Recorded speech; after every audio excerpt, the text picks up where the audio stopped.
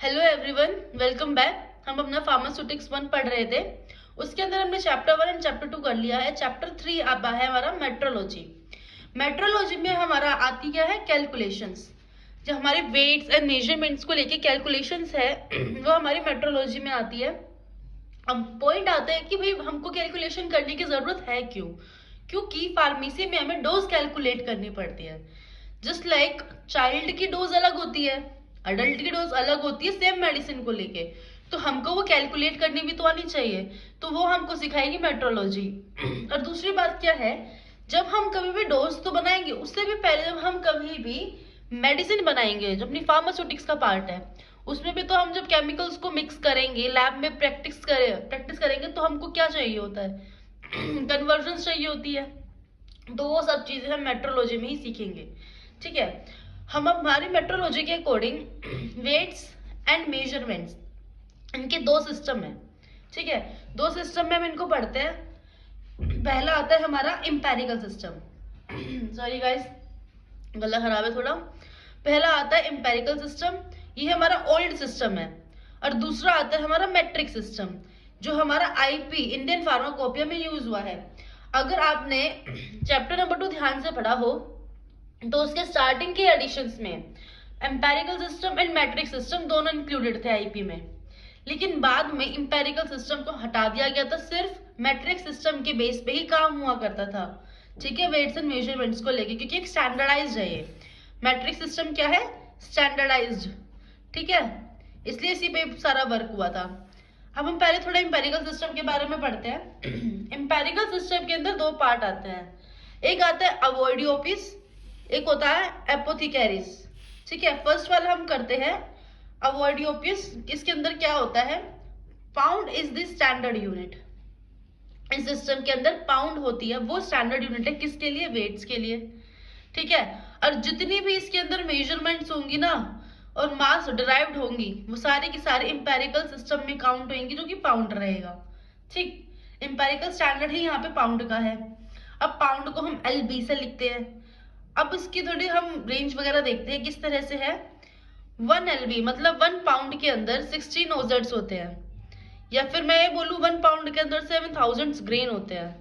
ठीक है, क्योंकि देखो मैंने इसको लिख इसलिए दिया क्योंकि जब हमारे पास कोई भी कैलकुलेशन आई, कोई क्वेश्चन आएगा कन्वर्ट करने के लिए आएगा, आगे हम देखेंगे इनको कन्वर्जन भी करनी होती है हमको, तो डायरेक्टली हमें पता है कि भाई जैसे 1 पाउंड के अंदर 16 ओजेड्स है, तो 20 पाउंड के अंदर कितना होगा। जैसे मैं बोलूँ ठीक है कि 20 पाउंड के अंदर कितना ओजेड्स है, तो 16 डिवाइडेड बाय 1 इंटू में 20, ये हमारा ओजेड्स निकल जाएगा।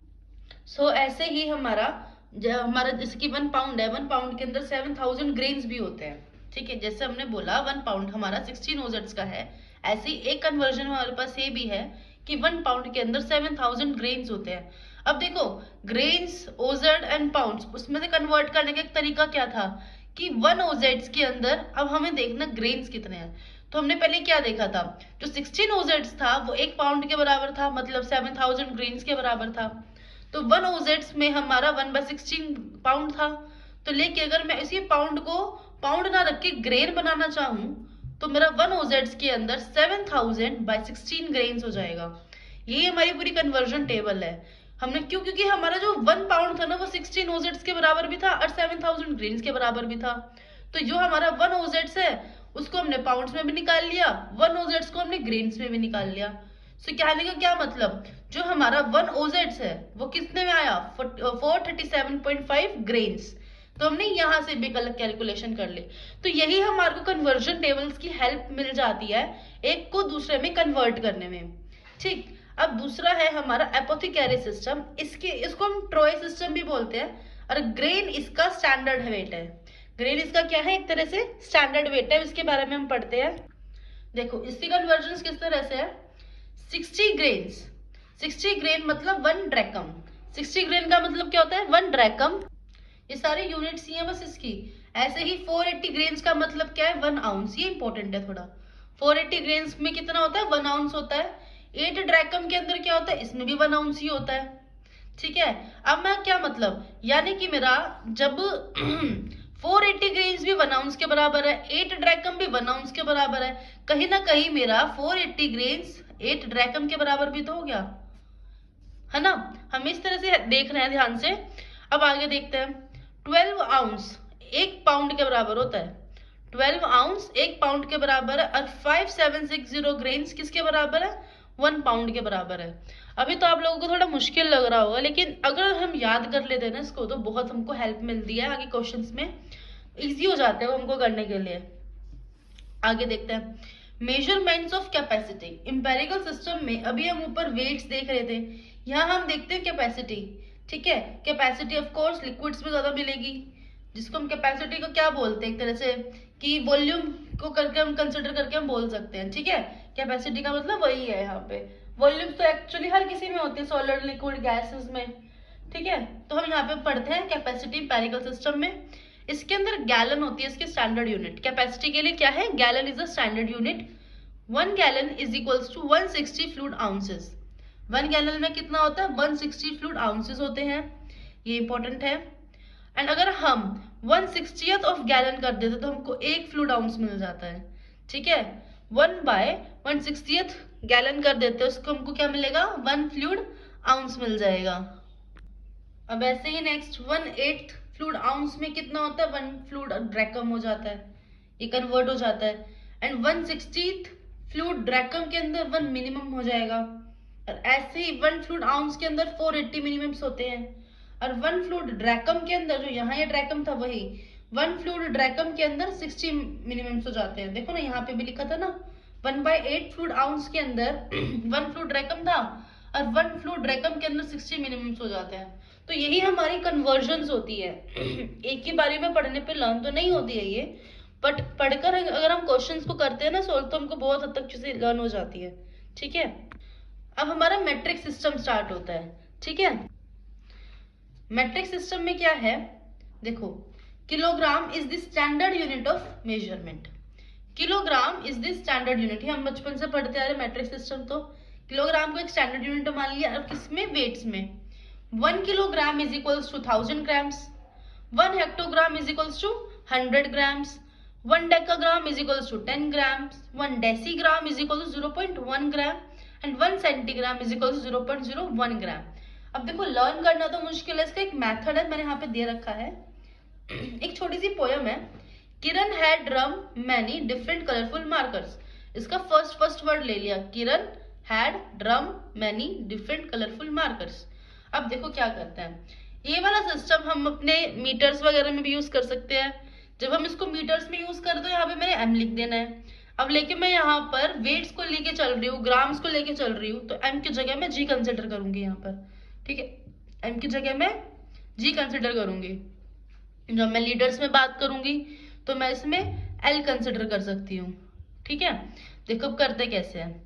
ये हमारा किलोग्राम, ये हमारा हेक्टोग्राम, ये हमारा डेकाग्राम, ये हमारा है ग्राम, ये हमारा डेसीग्राम, सेंटीग्राम, मिलीग्राम। ठीक है, मैं ग्राम्स लिख देती हूँ। किलोग्राम, हेक्टोग्राम, डेकाग्राम, ये ग्राम, डेसीग्राम, सेंटीग्राम, अरे मिलीग्राम। जब मैं किलोग्राम से हेक्टोग्राम पे जाऊंगी मैं मल्टीप्लाई कर दूंगी 10। फिर मैं हेक्टोग्राम से डेकाग्राम में जाऊंगी, मैं फिर 10 मल्टीप्लाई कर दूंगी। फिर मैं डेकाग्राम से ग्राम्स में जाऊंगी, मैं फिर 10 मल्टीप्लाई कर दूंगी। फिर मैं ग्राम से डेसीग्राम में जाऊंगी तो मैं फिर 10 मल्टीप्लाई कर दूंगी। फिर मैं आगे और जाऊंगी, फिर 10 मल्टीप्लाई। सेंटीग्राम से मिलीग्राम पे जाऊंगी, फिर 10 मल्टीप्लाई। हमने क्या देखा? किलोग्राम सबसे बिगेस्ट यूनिट होती है और मिलीग्राम सबसे स्मॉलेस्ट यूनिट होती है। जब भी हम कभी भी बड़ी यूनिट से छोटी यूनिट में जाते हैं तो एक 10 को मल्टीप्लाई कर देते हैं। अब for example when I want to go kilogram to सीधा ग्राम, है ना। जब मुझे जाना है किलोग्राम से सीधा ग्राम पर जाना है, देखो उसमें मुझे कितना मल्टीप्लाई करना पड़ेगा? 1 2 3 तो 1000, 3 0 है ना, तो 3 0 से मल्टीप्लाई कर दो, सीधा 1000 पे पहुंच जाएंगे हम। तो ये बहुत इजी होता है करना। फॉर एग्जाम्पल अब ऐसे ही मुझे ग्राम से मिलीग्राम पे जाना है, तो मैं ग्राम को सीधा अगर मिलीग्राम पे जाना तो इसके बीच में भी फिर 3 0 है, 1000 से मल्टीप्लाई करना होगा। ये कन्वर्जन टेबल है।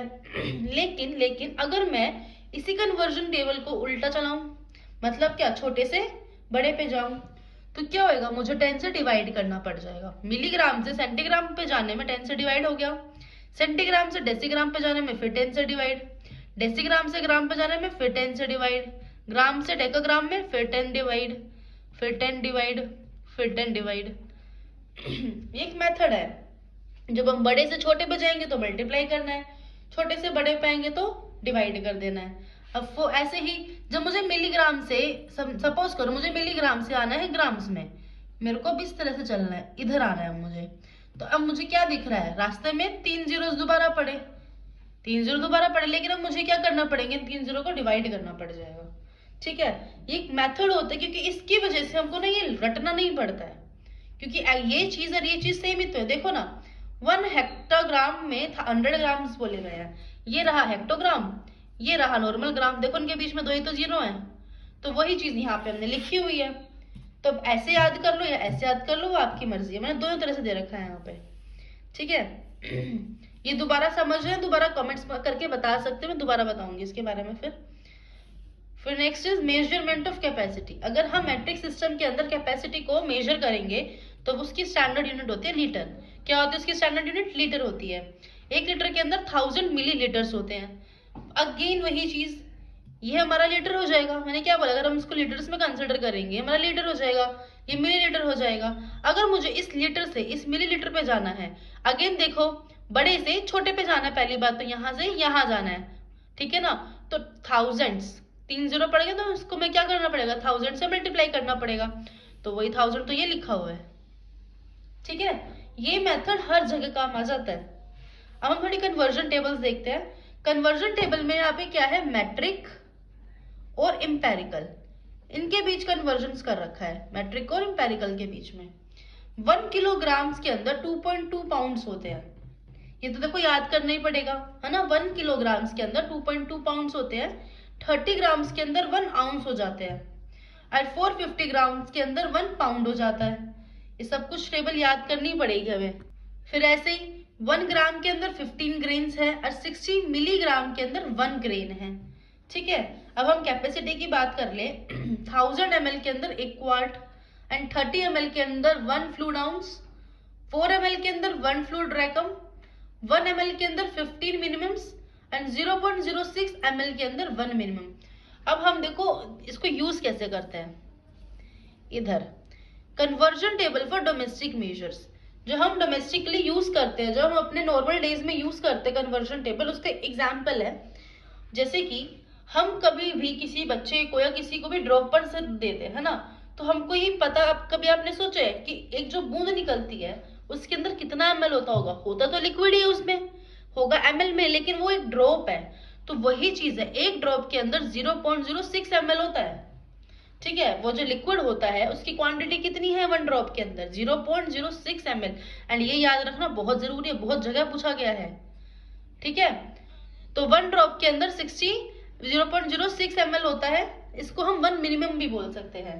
देखो अभी हमने यहाँ पढ़ा था ना 0.06 ml 1 मिनिमम, वही चीज यहाँ आ गई।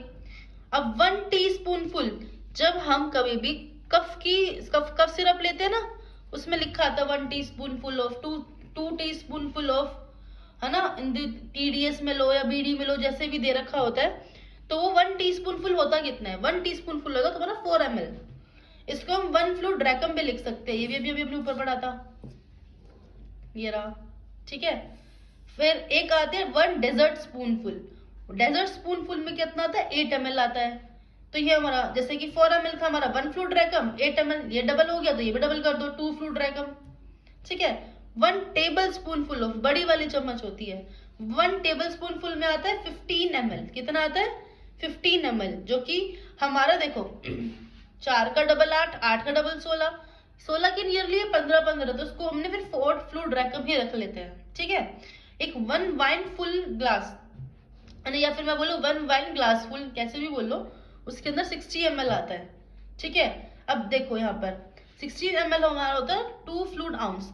कहीं तुमको अगर 30 ml लिखा दिख जाए, उसका मतलब क्या हो जाएगा, 1 फ्लूइड आउंस हो जाएगा। ठीक है ना, इसका हाफ, ये भी हाफ। इसी तरह से हमें कन्वर्ट करना पड़ता है सारा। अगली वीडियोस में ना हम देखेंगे weight by weight, weight by volume, जो स्टैंडर्ड चलते आते हैं ना, उसके अंदर हम वो चीज देख के क्वेश्चंस करेंगे, क्वेश्चन बेसिस पे करेंगे। अभी तो थोड़ा एक ओवरव्यू बन गया है, एक टेबल मिल गई, इसको थोड़ा लर्न करने का मेथड और लर्न कुछ चीजें दे देंगे, इसको अच्छे से याद रखना पड़ेगा हमें, तभी जाके हम आगे के क्वेश्चंस कर पाएंगे। तब तक के लिए bye bye. Kindly like share and subscribe. Bye.